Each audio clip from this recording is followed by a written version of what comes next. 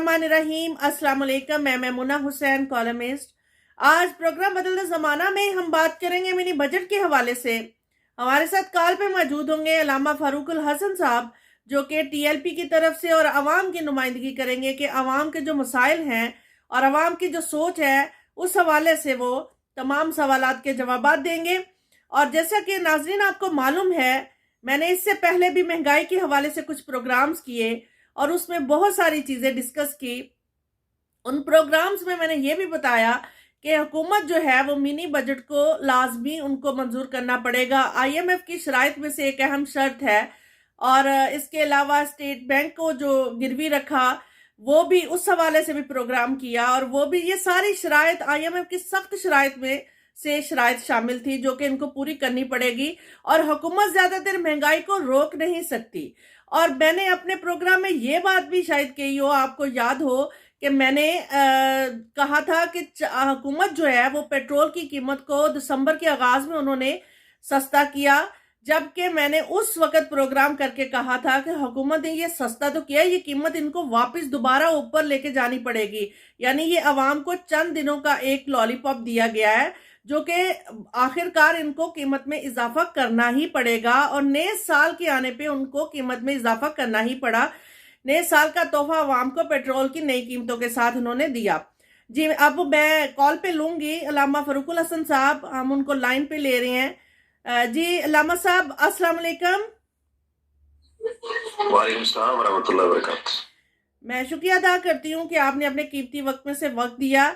लामा साहब, मैं सवाल पूछना चाहूंगी कि मिनी बजट जो गवर्नमेंट ने मंजूर करवा लिया है, बिजली 4 रुपये 30 पैसे और पेट्रोल 4 से 5 रुपये महंगा करने की समरी भिजवा दी गई है।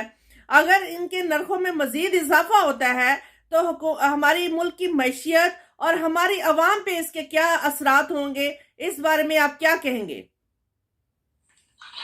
बिस्मिल्लाहिर्रहमानिर्रहीम। देखिए जी, ये तो एक वो वाली बात है कि जो दोपहर के निस्फ नहार के सूरज की तरह आया है कि जब पाकिस्तान में पेट्रोल की कीमत बढ़ती है या बिजली की कीमत बढ़ती है तो हर चीज की कीमत को पर लग जाते हैं, चाहे वो ट्रांसपोर्ट के किराए हों, घर के किराए हों या फिर मार्केट के अंदर कोई भी चीज हो, इवन के अशिया खुर्द नोश से लेके बाकी तमाम अशिया तक जो अशिया जरूरिया की कोई किसी भी फहरिस्त में आती हैं वो सब बढ़ जाती हैं। तो जहां तक आपके इल्म में होगा कि ये 300 या 350 अरब के ये एक्स्ट्रा जो इन्होंने टैक्स लगाए हैं, तकरीबन 150 की अशियाए जरूरिया के ऊपर या 150 से जायद अशियाए जरूरिया हैं जिनके ऊपर इन्होंने टैक्स आयद किए हैं। अब जब 150 अशिया के ऊपर आप 17% या 17.5% जीएसटी लगाएंगे तो उसका क्या नतीजा निकलेगा, ये तो की जुमला वो खान साहब ने रटा हुआ है। और वही माशाल्लाह हमारे वजीर खजाना साहब ने भी कि आपने घबराना नहीं है। तो मेरे ख्याल में तो अब घबराने से बात आगे चली गई है। अब कौम को सोचना चाहिए कि बस बहुत हो गया। हम तो काफी अरसे से कह रहे हैं, और आपको याद होगा जब इनकी नई नई गवर्नमेंट आई थी तो किबला बाबा जी रहमतुल्लाह अलैह ने उस वक्त फरमाया था कि ये कहते हैं कि हमने 100 दिन दे दें, इन्हें 100 साल की भी हुकूमत दे दें तो रसूलुल्लाह के दीन के अलावा कोई भी बंदा लोगों की हालत नहीं बदल सकता, और ना बदली है और ना बदलेगी। ये दुनिया को यकीन किया चुका है। एक ही चीज है, वो है रसूलुल्लाह का दीन। जब तक कौम उसकी तरफ नहीं आएगी तो हालात ऐसे ही रहे। लामा साहब, पाकिस्तान के इदारा शुमारियात के मुताबिक महंगाई की शरह 19% है। ये वो रिपोर्ट बता रही हूँ जो कि इस मिनी बजट से पहले है। अब जो नया बजट बोला है इन्होंने, इसके हवाले से तो अभी महंगाई की शरह में मजीद इजाफा होगा। तो जब मजीद इजाफा होगा तब आवाम की क्या सूरत हाल होगी? देखिए जी, मैं तो दुआ करता हूँ कि अल्लाह तबारक व तआला इन जालिमों के हाथों से जो है कौम को मजीद लुटने से महफूज रखे, और अल्लाह ताला इनसे निजात अता करके यहाँ पे मुल्क के और दीन के कोई हमदर्द और वफादार और इस कौम के कोई गमख्वार लोग अता फरमाए।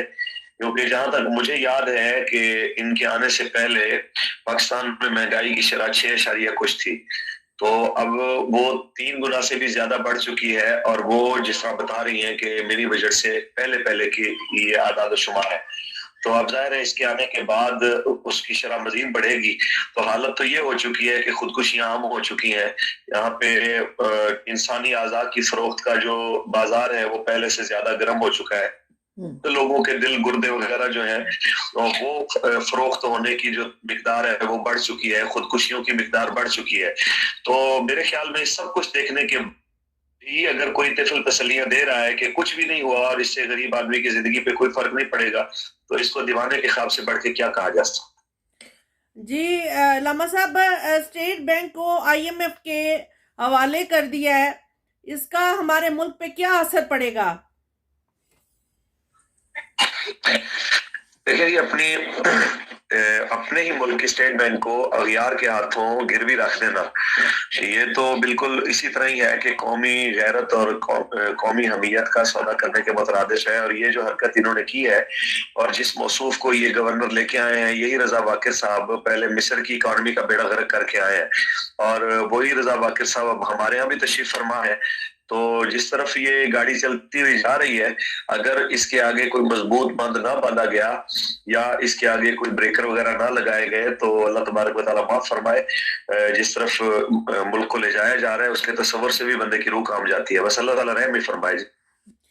اگر علامہ صاحب TLP کی حکومت ہوتی تو عوام کو آپ کس طرح ریلیف دیتے؟ کیونکہ عوام میں اس وقت بے یقینی اور بے چینی کی صورتحال پائی جا رہی ہے جس قدر مہنگائی ہو گئی ہے. دیکھیں جی, پہلی چیز کہ ہم کہتے ہیں کہ آپ نبی علیہ السلام کے دین کو لے کے آئے. جس وقت دین آتا ہے تو دین سب سے پہلے آپ کی بنیادی ضروریات کو آپ کے دروازے تک پہنچاتا ہے. میں زیادہ لمبی چوڑی مثالیں نہیں دوں گا کہ ہمارے ہمسایہ ملک کے اندر آپ اگر دیکھیں کہ وہاں پہ جب اسلامی حکومت آئی ہے تو 42 سال سے وہاں پہ جنگ جاری ہے, اور 42 سال سے جہاں پہ جنگ چل رہی ہے اس ملک کی آج اکانومی بھی ہم سے بہتر ہے کہ پاکستان کا اگر 1750 روپے ہو تو افغانستان کا 1000 روپیہ جو ہے نا اس کی شاید ویلیو ہمارے 1700 سے زیادہ ہے. تو وہاں پہ باوجود اس کے کہ معیشت ان غریبوں کی ہے ہی نہیں, اس کے باوجود وہاں پہ ان کی گورنمنٹ نے آتے سمیت 40 سے 45% جو ہے وہ اشیاء خورد و نوش کی قیمتوں میں کمی کی ہے. اسلام تو جو ہے خاص طور پہ ان تمام چیزوں کو جو بنیادی ضرورتیں ہیں ان کو غریب کے لیے اس کی خریداری سہل بناتا ہے, نہ کہ اس کے لیے مشکلات پیدا کرتا ہے. تو باقی تو اس پہ تفصیلی بات ہوگی کسی اور ٹائم. تو میں بس اتنا کہنا چاہوں گا کہ اسلام لمبی چوڑی تقریروں کی بجائے عملی اقدام کے اوپر توجہ دیتا ہے, اور جب انشاءاللہ رسول اللہ کا دین آئے گا تو عملی طور پہ وہ آپ کو نظر آئے گا کہ اس کے فوائد کیا ہیں. اس کے اوپر میرے خیال میں تقریروں کی ضرورت نہیں ہے.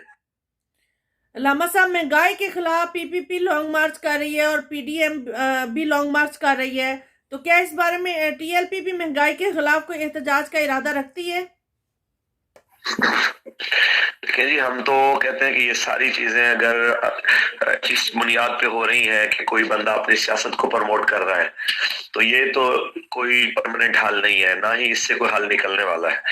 مہنگائی کا مستقل حل تو یہی ہے کہ آپ خاص طور پہ اپنی معاشی جو پالیسی ہے وہ غیروں کی مرضی کے مطابق رکھنے کی بجائے اس کو اپنے دینی, ملکی اور ملی مفاد کے تحت رہ کے ترتیب دیں.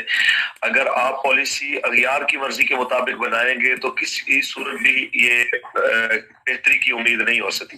تو ہم تو اس کے مستقل حل کی طرف کوشاں ہیں, اور باقی اپنے طور پہ جو ہم سے ہو سکتا ہے اشیاء خورد و نوش کو کم قیمت کے اوپر لوگوں تک جو فراہم کرنے کی کوشش ہے, کاوش ہے, تو جو تحریک کر سکتی ہے وہ بھی کر رہی ہے. جو غرباء اور مساکین کی اپنے طور پہ امداد ہے, معاونت ہے, وہ بھی اپنے طور پہ کر رہی ہے. لیکن یہ کام جو ہے یہ والے ہیں, کوئی بھی جماعت, کوئی بھی تنظیم انفرادی طور پہ اس مسئلے کا حل نہیں کر سکتی. یہ حکومت وقت کی ذمہ داری ہے اور وہی اس کو کامل طریقے سے کر سکتی ہے. اس لیے تحریک لبیک یا رسول اللہ قوم کو اس طرف توجہ دلا رہی ہے کہ اگر آپ اس تمام مسئلے کا مستقل حل چاہتے ہیں تو آپ رسول اللہ کے دین کو لائیں کہ شریعت ہی ان تمام مسائل کو حل کرے گی, اور اس کے علاوہ آپ جتنے بھی رستے اپنائیں گے, چاہے وہ PPP کا ہو یا کوئی کسی اور جماعت کا ہو, وہ فوٹو سیشن تو ہو سکتا ہے, کوئی حقیقی حل نہیں ہو سکتا. جی علامہ صاحب نے بہت اچھے سے تمام سوالات کے جوابات دیے. انہوں نے عوام کی نمائندگی کی، عوام کی آواز پہنچائی کہ کس طرح عوام سوچ رہی ہے، اس وقت عوام کی صورتحال کیا ہے. میں شکریہ ادا کرتی ہوں ان کا کہ انہوں نے ہمیں پروگرام میں وقت دیا. اللہ تعالیٰ آپ کو سلامت رکھے. بہت شکریہ جی آپ کا بھی. جی ناظرین، پروگرام دیکھنے کے بعد اپنا فیڈ بیک کمنٹ میں ضرور دیجیے گا، اور امید کرتی ہوں کہ تمام سوالات کے جوابات آپ کو ضرور ملے ہوں گے. اس وقت جو ملکی صورتحال ہے، جو عوام کی سوچ ہے، امید کرتی ہوں کہ آپ کو ہمارا آج کا پروگرام پسند آیا ہوگا. اپنا فیڈ بیک ضرور دیجیے گا. پروگرام دیکھنے کا بہت شکریہ.